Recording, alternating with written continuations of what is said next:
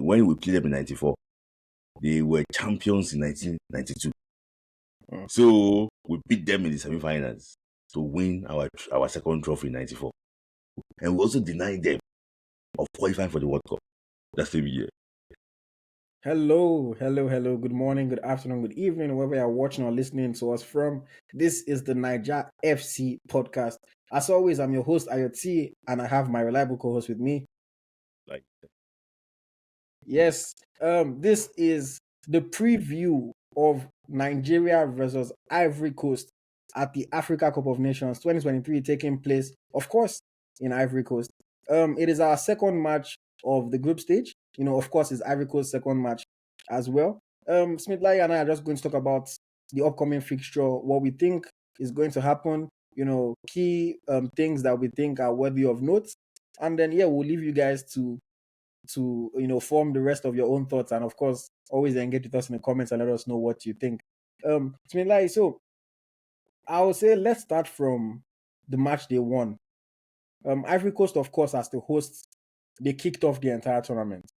They played against Guinea-Bissau and they won 2-0. What did you think of their performance against Guinea-Bissau, and was there anything or anybody that stood out to you? so I think the most important thing in your first game is to start with a win, no matter how you perform. If it's from back to front, anything, just to make sure that you get the win. They did just that. So I think that it wasn't a very convincing performance, but they got the job done. At this level, you just need to get the results. So, and what they did well was basically they played exactly to their strengths. I can see that I can see Seko Fofana trying to drive with the ball just to make sure that he opens space for himself and scored the goal. So and one big highlight too is that the Guinea-Bissau, they went for Frank Kessié.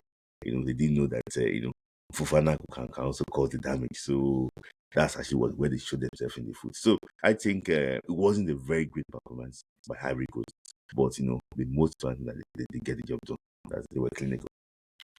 And I mean, on the other side of the coin, Nigeria also played in match they won, and we drew 1-1 against Equatorial Guinea. If you've watched our review of the game, you would know largely what to thought of that performance. It was a drab performance, in some regard, but it was also a decent performance in the sense that we created lots of chances, although unfortunately we were unable to take them. 1-1 against Equatorial Guinea, of course, is not the worst result in the world, but it's also not the results that you want to start the competition with, especially when you've been on a long campaign convincing the fans to get behind you and telling them that you're going to win the AFCON.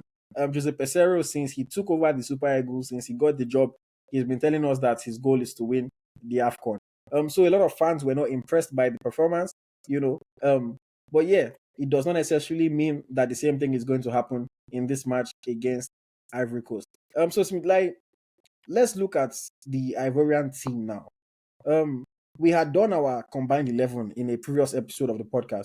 If you haven't seen that, you can go back and watch it. We'll link it in the video. But who are the players that now, after watching Ivory Coast's first game against Guinea-Bissau, who are the players that you think the Super Eagles really need to pay attention to, in this game that's coming up? I think no, that's definitely their main threat is actually what is Seko Fofana. He's the guy, because I think Grasso, with due respect, fantastic player, good bopping center forward. But I think if a player like Kevin Bassi can play in that team, I think actually what I'm doing very well. But I think it's going to be Jeremy Boga and actually what Seko Fofana. I think so, because I think Boga actually what normally drives the team, and I think Fofana is going to be their main attacker. I think our midfield in combat, we know that at any point in time, Fofana can actually was shoot. And I mean, I'll say I definitely agree with you. Fofana, man, in that first game against Guinea-Bissau, he really ran the show for them in the middle of the park. He imposed himself, and I mean, he scored a fantastic goal. A goal that's worthy to open the tournament. And of course, it was an early goal that gave the fans some confidence, just cooled all the nerves. Gave his team motivation to go on and compete in that game.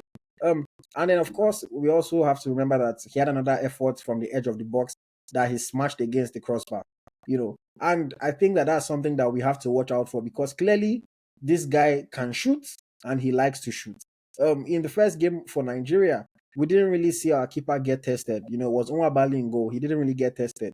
Then I guess it leaves the question unanswered that if he gets, shots from distance coming towards him, can he actually save it? We remember Ghana na shot from distance we was all no save where we no go World Cup. Last AFCON na shot from distance where Okoye no save where we come out from AFCON. So it begs the question that if he gets shots coming at him from distance, would he actually be able to do something about it? One thing again is to save it. Another thing is to save it well because you can save a ball and you just put it back into the box and Crasso can tap in and finish. Or you can save a ball and save it comfortably and put it away from danger. So I think it's something that the Super Eagles players will definitely need to watch. On the Super Eagles side, though, on the Nigeria side, who do you think are the players that Ivorians will need to watch out for? I don't want to look and Alex Iwobi. They are the chief creator in the Super Eagles lineup because without those two guys, I don't think Victor Osimhen will score the goal. And look at the passes that came out from Alex will come out if he's not actually in that team. So they are the chief creator in the Super Eagles team, Alex Iwobi and Aduman Lukman. If Ivorians can silence Lukman and Alex Iwobi, it's going to be a very tough game for them. And I think for me, I would say my two key players to watch would be, of course, Victor Osimhen and Alex Iwobi. Victor Osimhen because he's the biggest threat we have. He's always the most likely player to score a goal for the Super Eagles. He's our number 9. He's the one that's going to be up front. But I think Alex Iwobi is also going to be a key player in the sense that he's going to be trying to play balls in between the lines. I'm sure him and Osimhen would have discussed after that first game to see how they can connect better. And then also just because I always just have confidence in Alex Iwobi that when he's playing for Nigeria, he always has the tendency to have a good game and to bring something out. Even if you look at the first game against against Equatorial Guinea, in the first half, he wasn't so impressive, but in the second half, he was able to correct those errors and get more involved in the match. And he ended up creating about 2 chances. Both of them, unfortunately, were not taken. But on another day, he'll be leaving there with 2 assists and nobody will be able to tell him nothing about his performance. So I think Alex Iwobi can definitely play a key role. And if I were to add a third, I will say Alassane Yusuf or Rafael Oedika, depending on who plays from the start in that game. Hopefully Yusuf is fit enough to play, but I think that the midfield battle is going to be a very important one for us to win. So we need a solid DM that is going to be there, that is going to be combative, somebody that is not afraid to fight and is going to be able to match up against the likes of the Frankesis, the likes of Seko Fofana and Ibrahim Sangare. Because genuinely, I have this strong belief that if we're not solid in midfield against Ivory Coast, they're just going to run us off the park. And we are going to be there after the match like, whoa, what just happened? It will be as if if a flash run by you and you're just like, you just felt a huge breeze. You don't even know where it came from. That's how it could feel for the players if we're not combative and we're not solid in that midfield. So I would say Osimhen for the goals, key player. If they don't pay attention to him, he will score a goal. It will be for the potential to create chances for Osimhen and for the rest of the team. And then Alassane Yusuf or Onyedika, depending on who starts, for their ability to hold their spots in that midfield and help us to win that midfield battle. But yeah, the history of the two teams against each other. In the last 2 matches that we've played against Ivory Coast, we have identical records. One game was in a friendly, another one was in the AFCON in 2013. Of course, Nigerian fans remember the AFCON match in 2013. This was when Ivory Coast were heavy favorites to win, the game. They had legends, Ature, Didier Drogba, Salomon Kalou, Emmanuel Eboué, Gervinho. The Ivorian team at that time, was almost like undoubtedly the best team in Africa at that time, on paper at least. It's reminiscent of kind of how we feel about Nigeria now, as if we're the best team, And then we faced Ivory Coast in that quarterfinal, and then the impact of Emmanuel Emenike and Sunday Mba with the goals was able to carry us over the line. And then in 2015, we faced them in a friendly, and they beat us 1-0. But I know that we've also faced them in previous, tournaments before that. Um, but I think it's also interesting that we haven't played them, more recently than 2015, because at the end of the day, because of how far away the games are, we cannot really say that those previous results would have any impact on the match that we're going to play on Thursday. It's a new set of players that genuinely would not care about what happened in the past. They're just coming to compete now. Do you have anything to say on the history of this fixture and the competition between both sides? The game between Nigeria and Ivory Coast in AFCON is always a very tight game. I won't, and I don't think there have been any game that failed with them since '94 during AFCON that there have been like more than one goal victory for any side. Mm. It's either it's a draw, Ivory Coast wins, or Nigeria actually will take it. So, for example, when we played them in '94, they were champions in 1992. Mm. So we beat them in the semi-finals to win our second trophy in '94. So it was a very painful, and we also denied them of qualifying for the World Cup that same year.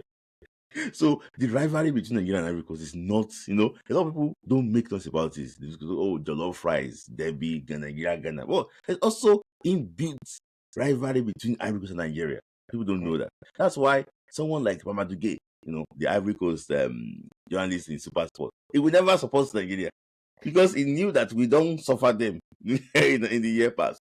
So, and if you look at Ivory Coast team have always been strong. And kudos to the academy, their second academy that they have been pumping money to in Ivory Coast. They have been able to produce guys like AyoT, guys like Polo Toure. So they are not short of players. But if we could beat them during their golden years, when they had that Drogba, I believe that these guys should take motivation from that and beat this. I won't say ordinary elephants. Well, just give them that respect. But that's the ordinary elephants. So I think that we should be able to actually beat them. So history between the two of them is not between the two of us have been very, very tight games. Don't forget that in the group game in 2008, we lost to them. In the semi-finals of 2006 AFCON, they beat us through the Drogba's goal. So we suffered from Ivory Coast. So I think the Nigeria victory against Ivory Coast in 2013 was like a revenge of what they did to us in 2006. So, and I'm really actually happy that he actually came to fruition. So, for me, history is too far away. None of the players that played in 2013 will play now, except only Ahmed Musa that was in the team and Kenneth Omero. The Ivorian team, none of them will be here. Yeah, new generation of players. So, except Drogba is just going to tell them that guys, we have to revenge from this because these guys show us Pepe. They don't allow me. Sorry, and just because you mentioned Drogba, since they did the draws, Drogba has not stopped talking about Nigeria and about Osimhen. So I'm sure he will tell them what it means. So I just hope that the Super Eagles actually live up to see. But also, Musa and Kenneth Omero, the part of the team that beat.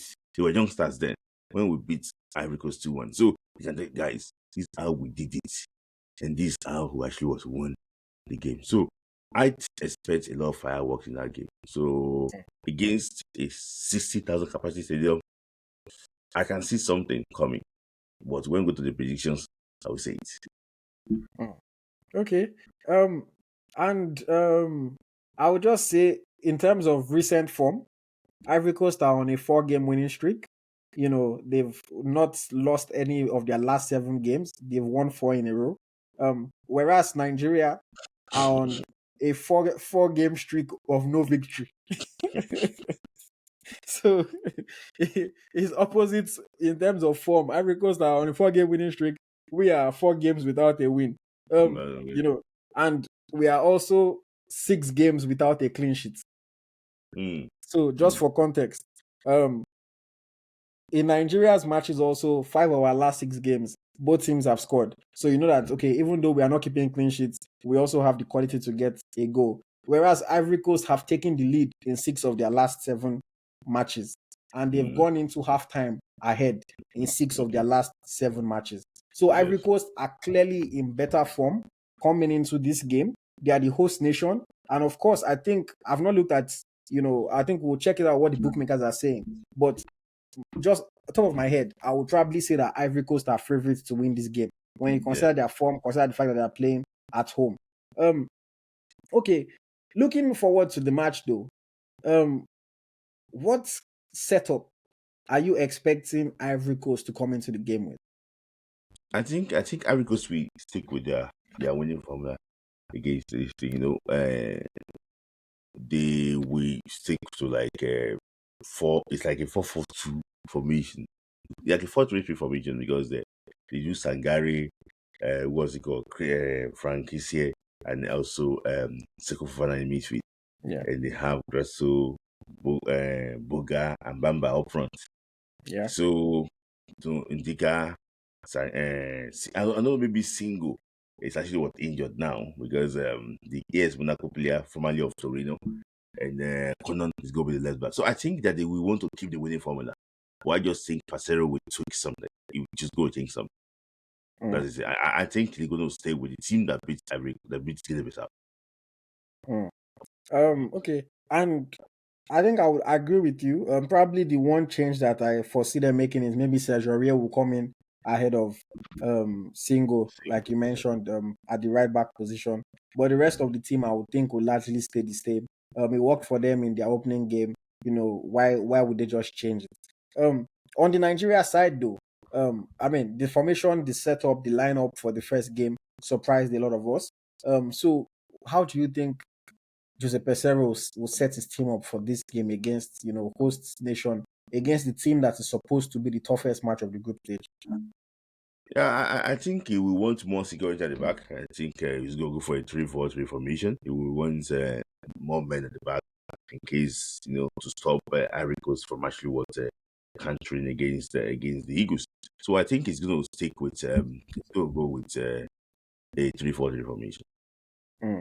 And let's predict the lineup now. So Who it's are going the to go players with, that you think will start? I think it's now Stanley Webber that is going to be the first choice. And Mm. I think it's going to be Ajayi, Ekong, and Bassi in the central in the three back line. There's going to Mm. be Olaino and I think there's going to be Olaino and probably Bryce Samuel. Olaino on the left, Osai Samuel on the right.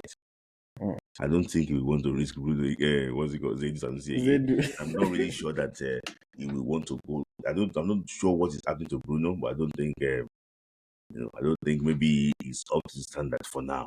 So and up front, it's gonna be the usual suspects. If Kelechi is fit to start, he's gonna drop Simon, but I think it's gonna be Lukman, Osimhen, and Simon. Mm. And you think Simon will play from that right hand side again, or Yeah, maybe I he think will he's gonna switch? play. I think he's gonna play. So I think in the midfield, I think it's gonna be Alex Iwobi and Alassane Yusuf. Okay. Mhm. Um, I think for me, I don't know. As much as I want to believe that he will try 3-4-3, I doubt. I'm not going to predict that. I'm going Mhm. to predict a 4-3-3. Similar setup to what we saw against Equatorial Guinea. Mhm. Part of the reason why I don't think it's going to go 3-4-3 is because, even though we didn't watch the match, is because from the results, it didn't seem to be that successful against Guinea in the pre-AFCON friendly. In the coach's interview after the game, he also spoke about how well we were still undone by an individual error. So even the quote unquote extra security that you want to have in defense can be undone by one error at any point in the match. So I'll go with a 4-3-3. I think from left back, funny enough, even though he didn't have a great game against Equatorial Guinea, I think the coach is going to start Zedu Sanusi again because our coach, we know him to be a very stubborn guy. In goal, I think it's going to be Stanley Nwabali. I think Mhm. Stanley is his current number one until he gives him reason not to trust him. I think in defense, I don't think he's going to take that gamble of Shemi Ajayi and William Troost Ekong anymore. I think he's going to go with Bassi and Ekong. I think Mhm. Shemi Ajayi is going to drop to the bench. And I think on the right hand side is going to be Olaino. Um, that's my defense that I think is going to play against Ivory Coast. In midfield, the three in midfield, I think it's going to be the same three that we saw today. I think Mhm. it's going to be Alassane Yusuf. I think it's going to be Frank Onyeka and Alex Iwobi. I think it really just depends on whether or not Alassane Yusuf is fit enough to start. But if he's fit, I think he will start. If he isn't, then it's going to be Rafael Oedika. And then in attack, I think he's going to go with Ademola Lookman, Victor Osimhen, and if Kelechi Iheanacho is fit, I think Kelechi Iheanacho is going to start. If Kelechi Iheanacho is not fit, I think he's going to play Samuel Chukwueze ahead of Moses Simon. Mm, I may be hesitant to say that, but I think Simon was very unimpressive in that last match that the coach will not want to start him again. And while I know that Samuel Chukwueze was also unimpressive when he came on, I think that the coach would look at it differently because one guy played for about 60 odd minutes and another guy played for about 20 minutes. And mm, in the 20 minutes that Chukwueze played, even though he ended up messing up the final ball, he did mm, find himself getting into some good positions, some good areas. So Coach Pesero might want to give him a little bit more of a chance to see what he can do in this kind of game. And to be fair, even though he does it once every 5 games, when yeah. Chukwueze is on his day against a defender like Conan, Mm, Chukwueze can cook him. mm, If Chukwueze is having a good day, he mm, can cook him. We've seen him cook some top defenders, Real mm, Madrid, Barcelona. So if Chukwueze is having a good day, he can cook him. And I think Coach Pesero is going to give him that chance. If Iheanacho is not fit, or is not fit enough to start, I think mm, Pesero is going to give Chukwueze that chance. So okay, you know what? Go from the start. Show me what you can do. Prove yourself. And hopefully Chukwueze can live up to the expectation. And then of course, up front, I think is going to be Victor James Osimhen because I mean he's our number one striker. And then I foresee that if maybe the formation is not working too well or we're chasing a goal later in the game, then we'll probably see us switch to a 4-4-2. And then Iheanacho comes on for Chukwueze, Terry Murphy comes on and plays alongside Victor Osimhen, and then we start to chase a goal. Maybe he will take away Onyeka from the midfield to accommodate Terry Murphy going further up and supporting Victor Osimhen. So yes, Smyth Layi says a 3-4-3. I say a 4-3-3. Let us see if either of us would get it right this time because mm. we both failed in the last match. That's all. So yeah, I think those are the main points, looking ahead to this match. It's going to be a crucial game for both sides. For Ivory Coast, it's crucial because if they win the match, they are all but through into the knockout stage of the tournament. Yeah, 3 matches. If you win two, unless your group is the most competitive group, most of the time, if you win 2 games, you are going to the next round. And for Nigeria, it's a crucial game because if we lose, it's going to bring all the tension in the world on top of our heads. And even if mm, we don't lose and we draw, it will still be a lot of pressure for us going into the third game against Guinea-Bissau because only 2 points going into the third game. If you're not able to pick up all 3 points in that match, depending on mm. what happens in the rest of the groups, you might be finding yourself going home. And of course, But it will be the also, biggest. Sorry, yeah, it will be the biggest disgrace if Nigeria should go home in the group stage. Yeah, go on. remember Nigeria versus Australia, Women's World Cup, second game. Mm. You will see the same thing play out. Okay, After okay, draw against Canada, you see the same thing play out. okay. And I guess that leads us to our predictions. Clearly from what you are saying, you said we'll see the same thing play out. For those that don't know, that day Nigeria beat Australia 3-2 in the Boom. Women's World Cup. Yes, So at we home. get Yes, at home. Yes. host So nation Smith, what's your score prediction for this game against Ivory Coast? 3-2. 3-2. Same Yeah, scoreline. And same. who do you think is going to score for Nigeria? Victor Osimhen. All three, hat-trick. No, no, no. Victor Osimhen will score. I don't want to score his first goal. Mm, And Alex Wobi. and Alex Iwobi. Yeah. Um, for me, honestly, it's like I wish I had I just wish I had your level of confidence. I wish I could just come out and say, "Oh, Nigeria is going to win." Mm, But I've always held the same opinion for this match even before the tournament started. I think it's going to be a draw. Um, Unfortunately, because of our record, again, with the things that I spoke about, where in our how many games we've considered in a row, I think Ivory Coast will score us, and I'm going to predict. I'm stuck between a 1-1 and a 2-2. But based off of this AFCON so far, we've not seen any game that had that many goals. Yes. The game that had the most goals, if I'm not mistaken, is probably the Senegal 3-0 against Mm, mm, um the Gambia. mhm, So I'm going to go with a 1-1 draw for between Nigeria and Ivory Coast, and then Victor Osimhen is going to get the goal for Nigeria. When Osimhen is going to eat, is don't worry. When we play against Guinea-Bissau, Osimhen go score like 2 or 3 for that one. But mm. in this game against Ivory Coast, I think it's going to be 1-1. And Victor Osimhen is going to get the goal. I pray I am wrong. Let me just put a disclaimer. I pray I am wrong. I pray Nigeria wins. Whether it's 2-1 or 3-2 or anything, I pray Nigeria wins. But right now, I honestly feel like this match is going to end in a draw. And I said I would check the bookies. So for the betting people that are watching or listening to us, Ivory Coast are favorites to win the game with odds of 2.1. And Nigeria are underdogs for this match with odds of 4.2. Mm. So if you are willing to risk it, you can bet on Nigeria to win if you trust Smyth Layi's prediction. And if Nigeria should win, you'll get 4 times your money. So it's big, big risk, big reward. So, the only thing is that I don't always advise people to bet on their team, because if you bet on your team and you should lose, you will feel the pain from the match, you will feel the pain from your money. Yes. So I usually don't advise people to bet on their own team's match. Mm, But if you go and bet on Nigeria, 4.2 odds. My favorite bet for the game, my favorite bet is both teams to score. The odds for both teams to score in that game are 2.37. mm, My favorite bet for the first game too failed. I said Nigeria will win first half and will win the game. I failed that one. But for mhm, this game, based on our record, based on the head to head, based on the fact that Nigeria they always concede and Nigeria they always score, I'm going to go with both teams to score at 2.37 odds. Um, mhm. and if you are like Smyth Layi that thinks Nigeria will win the game 3-2, Nigeria to win and both teams to score is 11 odds.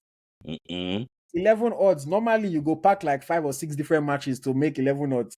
But for this one, just one match, one win for the Super Eagles, and you Mm-mm. can do 11 times your money. So, yes, that's what the bookies are saying ahead of this game. Okay, and correct score. If you go with my correct score of 1-1, is 6 odds. If you go with Smyth Layi's correct score of 3-2, is 51 odds.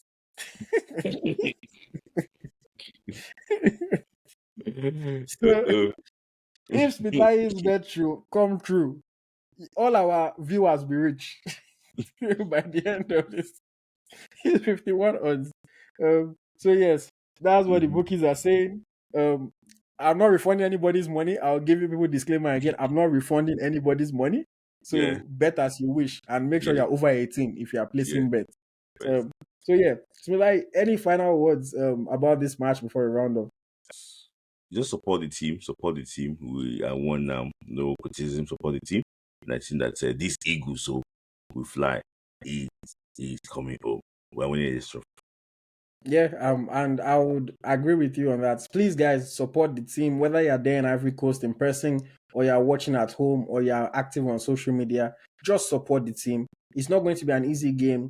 There's no need for us to put more undue pressure on them. It's already a high pressure, high stakes match.